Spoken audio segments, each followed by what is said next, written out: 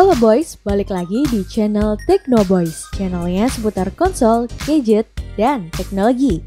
Nah, di tahun 2023 ini tampaknya jadi tahunnya konsol portable. Banyak orang mulai melirik konsol portable dan mulai tertarik untuk coba atau dijadikan koleksi. Gak sedikit yang minta rekomendasi Techno Boys. Bang, minta rekomendasinya dong. Pas ditanya mau yang seperti apa, pasti jawabnya yang paling bagus tapi murah. Bagus tapi murah selalu jadi tagline buat orang-orang yang masih baru nyoba khususnya. Wajar sih buat yang baru mulai, pasti carinya yang murah biar kalau zong gak rugi-rugi banget lah. Range harga yang cocok buat coba-coba biasanya di bawah 500.000. Konsol portable di bawah 500.000 itu banyak banget. Ada yang konsol original first party, ada juga konsol third party seperti retro emulation console atau biasa disebut retro handheld. Techno Boys sendiri merekomendasikan 5 konsol portable yang worth it buat dicoba. Dengan harga di bawah 500.000 tapi spek kayak 1 jutaan. Ditambah support banyak jenis game. Gak rugi pokoknya buat dicoba. Ya, siapa tahu bisa jadi referensi buat kalian untuk milih konsol portable mana yang cocok. Oke boys, gak perlu lama-lama, ini dia daftarnya.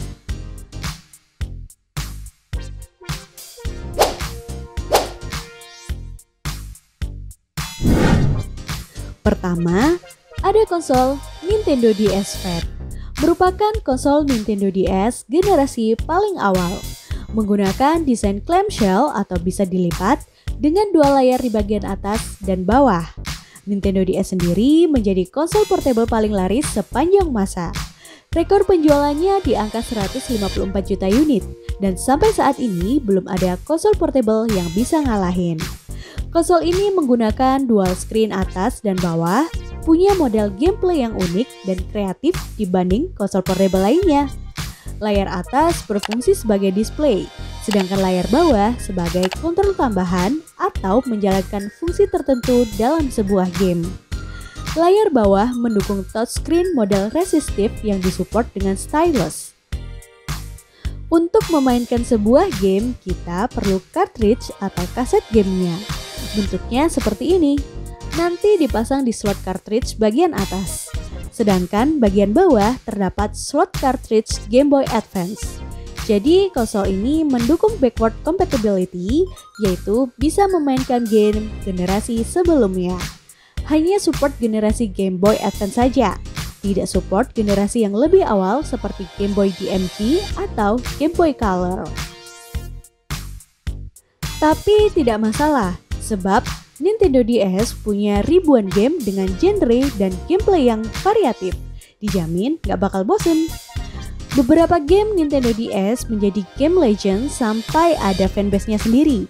Hingga saat ini, game-game tersebut masih asik buat dimainkan. Salah satunya game Mario Kart DS, series Professor Layton, The Legend of Zelda, dan Pokemon Black and White. Semakin canggihnya teknologi, kita bisa memainkan ratusan game Nintendo DS cukup pakai 1 kartridge saja. Namanya Flashcard, berfungsi sebagai CFW soft mode atau Nintendo DS. Flashcard ini mendukung microSD ukuran 2GB sampai 64GB.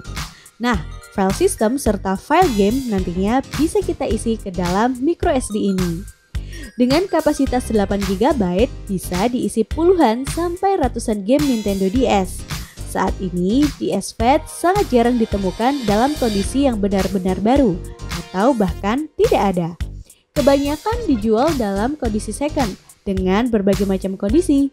Paket lengkap konsol, charger, serta flashcard rata-rata dijual di harga 200 sampai 300.000 dengan kondisi second dan masih normal. Cocok buat kalian yang pengen cobain konsol portable dengan harga ekonomis.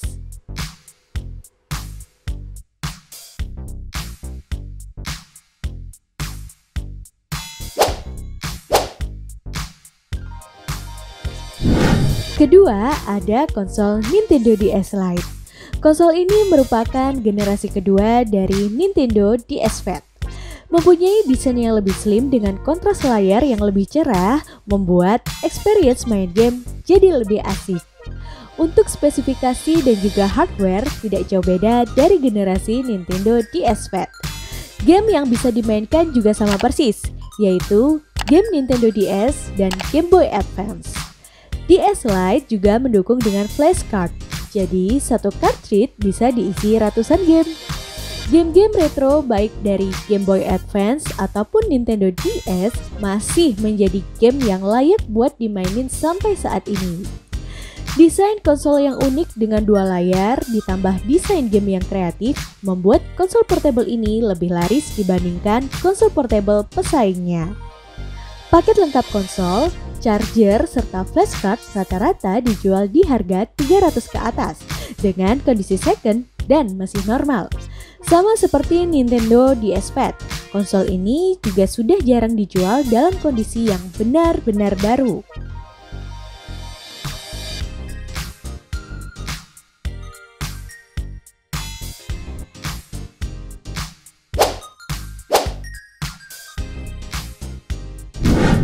Ketiga, ada konsol Poki K90. Kali ini bukan konsol original atau first party, melainkan konsol third party. Istilah lainnya konsol retro handheld atau konsol emulator. Jadi satu konsol bisa memainkan banyak game dari berbagai platform. Poki K90 punya desain kecil dan compact, jadi mudah dibawa kemana-mana dan enak buat digenggam. Udah ideal banget kalau disebut sebagai konsol portable. Konsol ini memiliki open source system yang bisa di-upgrade sewaktu-waktu. File sistemnya terinstall di dalam memori eksternal yang sudah include dalam kelengkapan. Poki K90 ini tidak memiliki memori internal. Kalau kita cabut memorinya, konsol nggak bisa booting atau masuk ke menu sama sekali. Konsol ini termasuk sebagai konsol emulator, di mana dalam perangkat ini berisi berbagai macam emulator game lintas platform. Layaknya emulator pada umumnya, tujuannya untuk mengemulasikan atau meniru fungsi dari sebuah konsol game. Jadi kita bisa memainkan game dari suatu konsol tanpa memakai konsol aslinya. Emulator yang didukung mulai dari generasi arcade 8-bit sampai game retro 16-bit. Contohnya seperti Arcade Meme, NES, Super Nintendo, Sega Mega Drive, Game Boy Advance, sampai game PlayStation 1 juga bisa. Berikut daftar jenis game yang mendukung.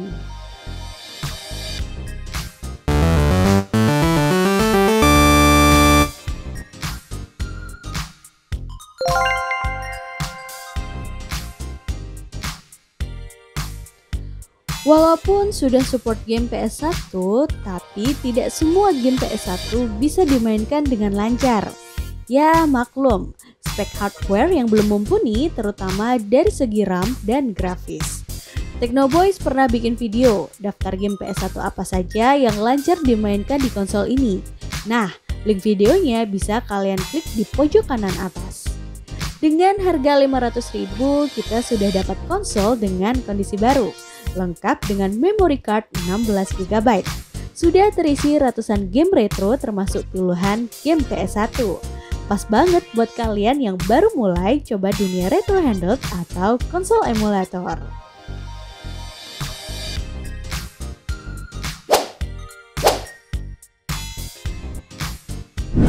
Keempat, ada konsol Poki V90. Lagi-lagi konsol dari Poki selalu jadi pilihan buat kalian yang low budget. V90 menawarkan desain unik dengan model clamshell atau bisa dilipat. Desain fisiknya mengingatkan kita pada konsol original dari Nintendo yaitu Game Boy Advance SP. Konsol ini punya spek hardware, layar, serta operating system yang sama persis dengan K90.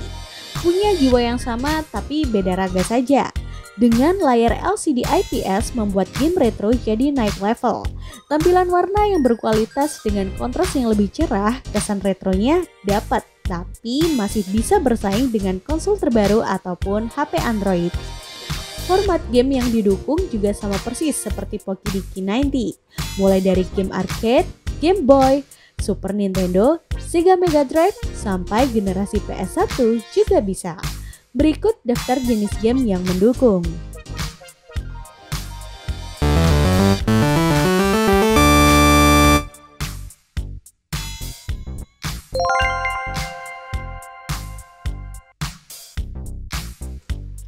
Konsol ini juga dibanderol di harga 500.000, sama seperti Poki V90.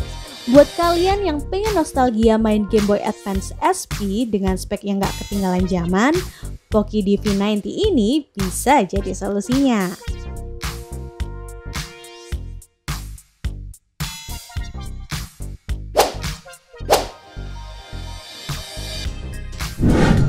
Kelima, ada konsol Sony PlayStation Portable seri 1000. Ini jadi konsol yang paling Technoboys rekomendasikan. PSP punya spek yang jauh di atas konsol Nintendo DS walaupun keduanya masih satu generasi. Mulai dari spek hardware, CPU, layar, sampai kualitas grafis gamenya di atas Nintendo DS. Punya desain landscape dengan layar di bagian tengah, D-pad sebelah kiri, dan tombol aksi di sebelah kanan. Desainnya memang sengaja dibuat mirip controller DualShock milik Sony biar pemain konsol rumahan bisa langsung cocok pas pindah ke PlayStation Portable. Ukurannya simple, ditambah gripnya yang nyaman di tangan membuat feel portable-nya kerasa banget. PSP juga dulu pernah disebut sebagai PS2 Portable sebab kualitas grafisnya yang bisa dibilang setara PS2. Game-game eksklusif dari PSP juga banyak dan sempat jadi game favorit anak 90-an. Seperti seri God of War, Metal Gear Solid, Persona 3 Portable, dan masih banyak lagi. Kaset gamenya juga paling unik sendiri. Menggunakan piringan dengan ukuran mini, mungkin sepertiga dari kaset PS1, PS2. Namanya Universal Media Disc. Selain pakai kaset, kita juga bisa isi game pakai memori eksternal khusus PSP. Namanya Memory Stick Duo dengan kapasitas 8GB sampai 16GB. Selama PSP kita sudah custom firmware, bisa isi game sepuasnya ke dalam memory card. Jadi nggak perlu pakai kaset lagi. Dengan CFW juga memungkinkan PSP untuk main game dari platform lain seperti arcade, NES, Game Boy, Sega Mega Drive, dan game retro lainnya. Sejak 2014, PSP sudah berhenti diproduksi. Jadi saat ini sudah sulit buat dapat PSP dalam kondisi fresh from the box. Nah, kebanyakan yang dijual di marketplace ataupun forum jual beli adalah PSP kondisi second. Dan khusus PSP seri 1000 saja yang harganya masih di angka 500.000. Seri di atasnya seperti 2000, 3000, dan PSP Go harga sudah di atas 600.000. PSP seri 1000 dengan harga 500.000 sudah dapat baterai, memory card, dan charger. Bisa juga dapat harga 300 ribuan tapi dengan kondisi tanpa baterai atau tanpa charger. Untuk saat ini, PSP Second kebanyakan dijual sudah dalam kondisi CFW, sudah terisi game juga, atau bisa request isi game. Jadi kalian tinggal pakai saja. Oke boys, itu tadi 5 konsol portable di bawah 500.000 yang layak banget buat dicoba. Buat kalian yang mau coba-coba koleksi konsol retro portable, bisa banget mulai dari 5 konsol tadi. Harga terjangkau dan secara spek masih worth it buat dicoba. Apalagi buat konsol original seperti Nintendo DS dan PSP, kayaknya nggak afdol kalau nggak ngicipin sekali seumur hidup. Kalau kalian nemu lagi konsol portable under 500.000 yang layak dicoba, langsung kasih tahu di kolom komentar. Nanti akan kita buatkan video part 2-nya ya. Oke boys, cukup sekian untuk video kali ini. Sampai jumpa di video berikutnya.